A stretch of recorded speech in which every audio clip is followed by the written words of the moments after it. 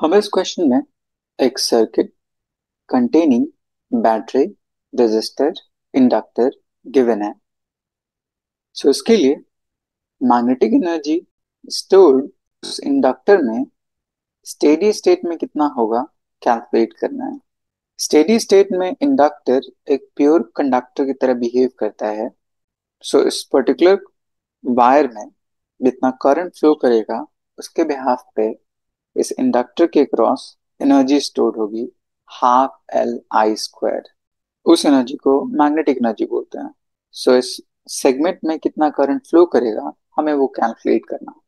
सो steady state में यही circuit, since ये इंडक्टर एक प्योर कंडक्टर की तरह बिहेव करेगा जस्ट लाइक वायर, तो ये कुछ ऐसा दिखाई देगा।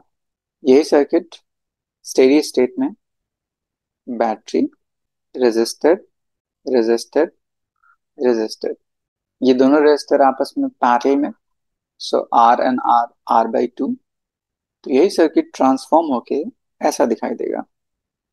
Battery, resistor, R R combine होके आर बाई टू। अब ये दोनों रेजिस्टर आपस में सीरीज में, तब ये सेम सर्किट कुछ ऐसा दिखाई देगा। बैटरी भी एंड इसका resistance equivalent R by two plus R, 3R/2। तब इसके लिए करंट की वैल्यू कैलकुलेट कर सकते हैं। I is equals to V by R। सो V, R की वैल्यू 3R/2। अब यहां से रिवर्स जाते हैं, ये दोनों सीरीज में, करंट सेम होगा। इस पॉइंट पे टोटल करंट यहां से I इस जंक्शन में करंट डिवाइड करेगा दो पार्ट में, कुछ करंट इधर, कुछ करंट इधर।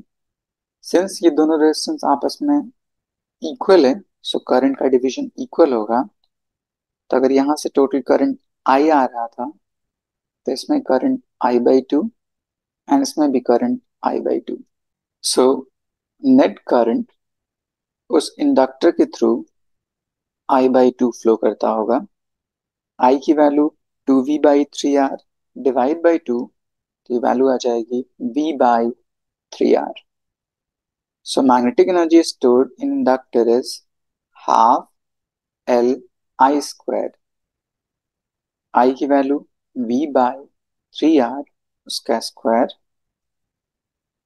सो इसको सिंप्लीफाई करने के बाद L times V square by 3 का square 9 into 2, 18 times R square.